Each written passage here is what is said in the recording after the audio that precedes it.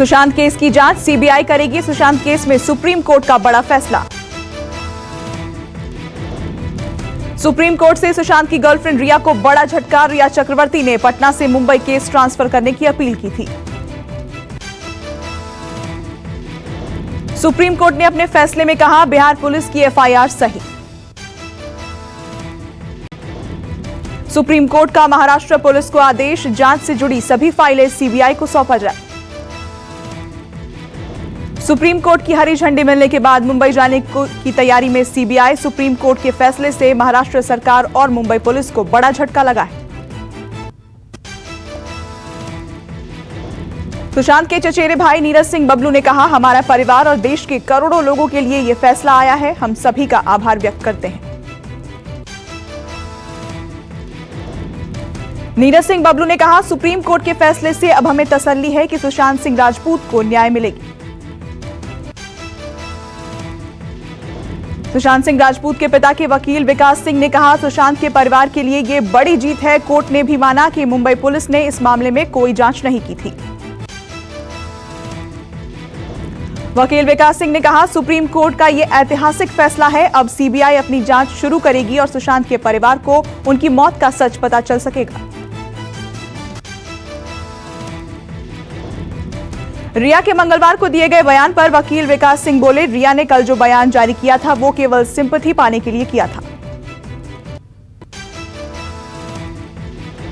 बिहार के डीजीपी गुप्तेश्वर पांडे बोले, supreme court के इस फैसले पर मैं सर्वोच्च न्यायालय को साष्टांग प्रणाम करता हूं।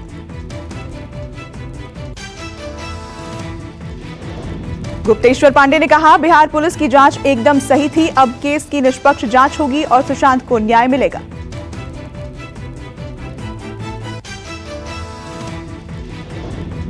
रिया पर बोले गुप्तेश्वर पांडे, रिया की हैसियत नहीं है कि वो बिहार सीएम पर सवाल करे। रिया ने हाल ही में कहा था कि बिहार चुनाव की वजह से सीएम मामले में दिलचस्पी ले रहे हैं।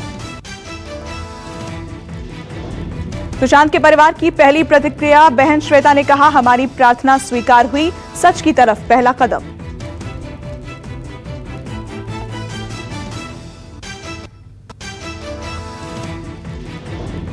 दिल्ली एनसीआर में सुबह से भारी बारिश, दिन में छाया अंधेरा, कई इलाकों में लंबा जाम।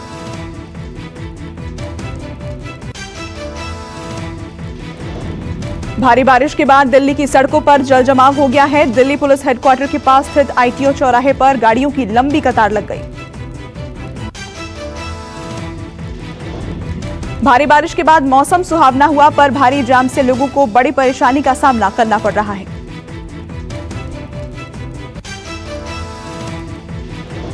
मौसम विभाग के पूर्वानुमान के मुताबिक 25 अगस्त तक दिल्ली में बारिश का सिलसिला जारी रहेगा। आज और कल भारी बारिश होती रहेगी।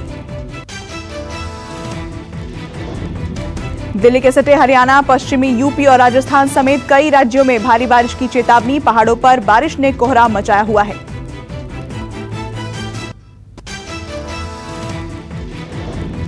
आगरा में बदमाशों ने यात्रियों से भरी बस को हाईजैक किया। झांसी के पास मिली बस, सभी यात्री सुरक्षित।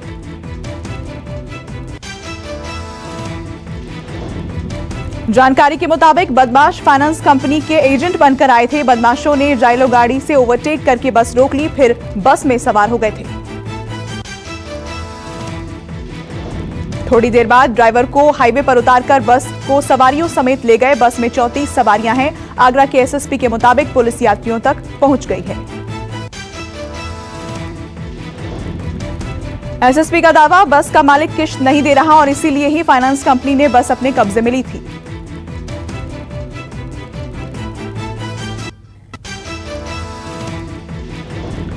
दिल्ली में अंडे फूटने पर दिनदहाड़े चाकू से गोदकर की नाबालिग लड़की की हत्या। वारदात के सीसीटीवी कैमरे में भागता हुआ कैद हुआ आरोपी हत्यारा। दिल्ली के संगम विहार की घटना। चश्मदीदों के मुताबिक दुकान पर गलती से अंडा गिरकर टूट गया, जिसे लेकर दो पक्षों में बहस हुई। थोड़ी देर बाद तू मैं मारपीट में बदल गई और आरोपी फैजान ने एक नाबालिग की हत्या कर दी।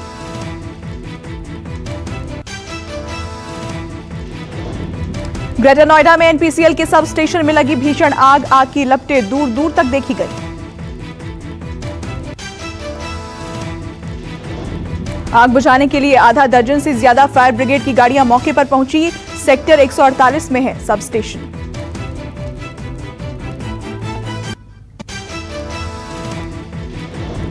देश में कोरोना संक्रमितों का आंकड़ा 28 लाख के करीब। अब तक 52,000 से ज्यादा की मौत।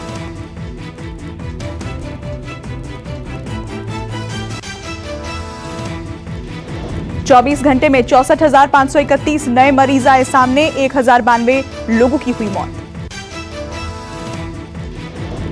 स्वास्थ्य मंत्रालय के ताजा आंकड़ों के मुताबिक देश में अब तक 27,67,274 लोग कोरोना से संक्रमित हो चुके हैं। आंकड़ों के मुताबिक एक्टिव केसेस की संख्या 6,76,000 हो गई। 20,37,870 लोग ठीक हो चुके हैं। आईसीएमआर के मुताबिक 18 अगस्त तक कोरोना वायरस के लिए कुल 3,17,42,782 सैंपल टेस्ट किए गए। 8 लाख से ज्यादा लोगों की टेस्टिंग 24 घंटे में की गई।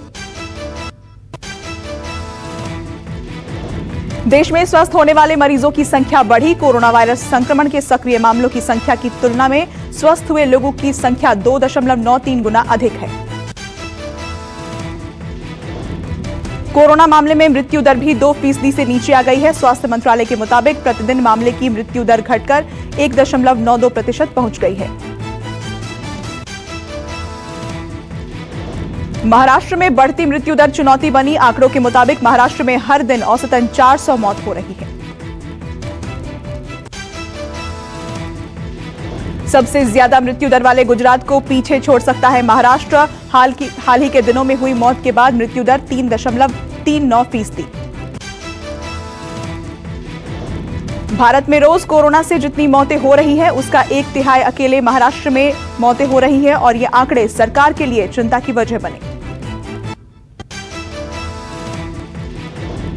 देश में बन रही 3 कोरोना वैक्सीन, एक का 3rd फेज ट्रायल। वैक्सीन के प्रोडक्शन को लेकर एक्सपर्ट्स की बैठक हुई। जो लोग पहले कोरोना वायरस से संक्रमित नहीं हुए हैं उन्हें कोरोना वैक्सीन की प्राथमिकता मिलेगी। फ्रंटलाइनर्स को पहले दी जा सकती है वैक्सीन। पुणे के लिए राहत की खबर। शहर के 51% लोगों में एंटीबॉडी विकसित। 5 संस्थाओं ने मिलकर किया था सीरो सर्वे।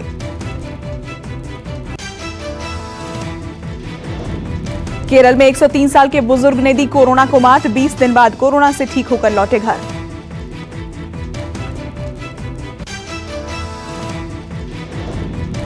केरल में कोरोना के मामलों में वृद्धि जारी। एक दिन में 1700 से ज्यादा मामले सामने आए।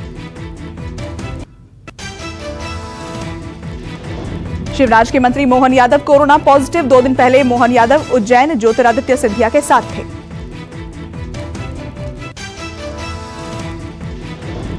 बीजेपी सांसद ज्योतिरादित्य सिंधिया सोमवार को उज्जैन के दौरे पर गए थे। इस दौरान ज्योतिरादित्य सिंधिया मोहन यादव के घर भी गए थे और काल भैरव मंदिर में भी गए थे।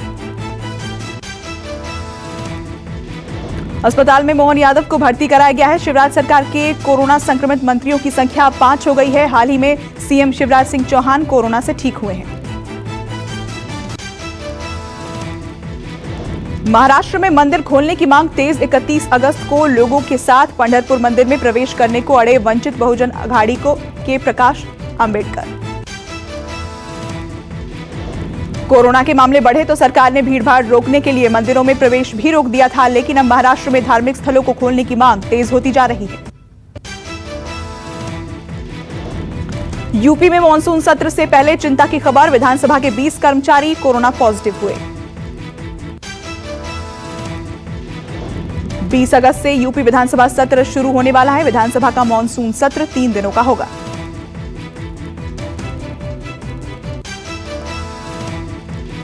मॉनसून सत्र से पहले सभी विधायकों और विधानसभा के सभी कर्मचारियों का कोरोना टेस्ट कराने को कहा गया था। करीब 600 लोगों के टेस्ट करवाए गए थे। कोरोना वायरस के बढ़ते संक्रमण के बीच आम आदमी पार्टी का प्लान। पूरे देश में गांव-गांव जाकर ऑक्सीमीटर बांटने की तैयारी। अरविंद केजरीवाल ने सभी प्रदेश संयोजकों और पदाधिकारियों के साथ ऑनलाइन बैठक की। इस दौरान सभी शहर और गांवों के बूथों पर आम आदमी पार्टी ऑक्सीजन जांच केंद्र बनाने के निर्देश दिए गए। दिल्ली में कोरोना वायरस संक्रमण से रिकवरी रेट और बेहतर हुआ। रविवार को रिकवरी रेट 90% से अधिक रहा। दिल्ली में इस बार मुहर्रम पर नहीं निकलेगा जुलूस, गणपति पंडाल भी नहीं सजेंगे। दिल्ली सरकार की आपदा प्रबंधन प्राधिकरण ने निर्देश जारी किए, कहा घर में ही लोग त्योहार मनाएं। बिहार में 6 सितंबर तक बढ़ाया गया लॉकडाउन, केंद्र सरकार की गाइडलाइंस का होगा पालन। लॉकडाउन की अवधि 6 सितंबर तक बढ़ाए जाने के बाद बसों का परिचालन बंद रहेगा, साथ ही धार्मिक स्थलों पर सामूहिक पूजा पाठ बंद रहेंगे। बिहार में स्कूल और कॉलेज बंद रहेंगे, shopping mall, cinema hall, theatre भी बंद रहेंगे। रेस्टोरेंट में बैठकर खाने की अनुमति नहीं होगी, हालांकि खाना पैक करा कर ले जा सकते हैं। लॉकडाउन के दौरान रात में 10 बजे से सुबह 5 बजे तक घर से निकलने की इजाजत नहीं होगी। कंटेनमेंट जोन में सभी तरह की गतिविधियों पर प्रतिबंध जारी रहेगा। बिहार में पिछले कुछ दिनों में तेजी से कोरोना के केस बढ़े हैं। बिहार में 1,06,000 से ज्यादा संक्रमित मरीज हैं। दिल्ली में जुलाई की तुलना में अगस्त में कोविड-19 की कम जांच हुई। सरकार का कहना है कि संक्रमण के मामले घटने के कारण जांच भी घटी है। भारत में 6 राज्यों के लिए 24 घंटे में राहत की खबर। अरुणाचल प्रदेश, हिमाचल प्रदेश, मेघालय, मिजोरम, नागालैंड और सिक्किम में पिछले 24 घंटों में कोरोना से एक भी मौत नहीं। तेलंगाना में गणेश मंडप रखने पर रोक, बीजेपी विधायक ने केसीआर सरकार पर साधा निशाना।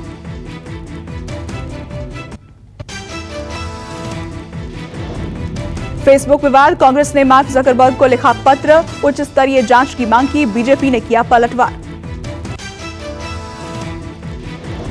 बीजेपी ने राहुल गांधी पर तंज कसा, कहा विपक्ष को लगता है कि जो उनके लायक काम नहीं करता वो आरएसएस और बीजेपी के दबाव में है। सत्यपाल मलिक का 1 साल में तीसरा तबादला, 3 साल में चौथे राज्य के बने गवर्नर।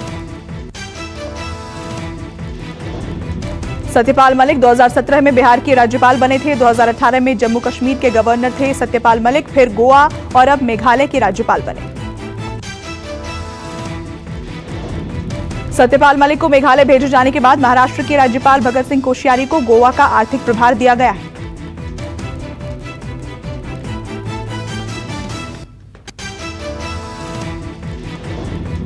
मध्य प्रदेश में सरकारी नौकरियों को लेकर शिवराज सिंह सरकार के फैसले पर सियासत तेज। मंगलवार को सीएम शिवराज ने कहा था कि सरकारी नौकरी सिर्फ एमपी के लोगों के लिए होगी। मध्य प्रदेश में सरकारी नौकरियों के फैसले पर उमर अब्दुल्ला ने कहा, इसमें आश्चर्य की कोई बात नहीं। उमर अब्दुल्ला ने ट्वीट करके कहा, जम्मू कश्मीर और लद्दाख में नौकरियां सबके लिए हैं, लेकिन मध्य प्रदेश में नौकरियां केवल राज्य के लोगों के लिए हैं। कांग्रेस ने शिवराज सिंह चौहान पर निशाना साधा, कहा बयानवीर हैं शिवराज। उपचुनावों को देखते हुए शिवराज सिंह ने ये लोक लुभावन वादा किया है।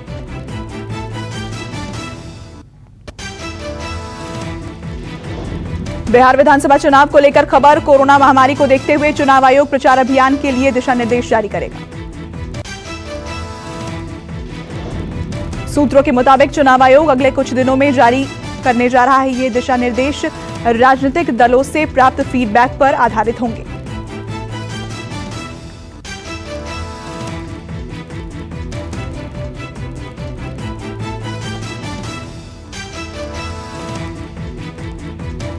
नमस्कार, मैं हूं मानक गुप्ता। अगर आपको हमारा ये वीडियो पसंद आया हो तो इसे लाइक और शेयर जरूर करें, और हां, हमें सब्सक्राइब और फॉलो करना ना भूलें ताकि आप देश और दुनिया की कोई खबर मिस ना करें। तो जुड़े रहिए हमारे साथ और देखते रहिए न्यूज़ 24।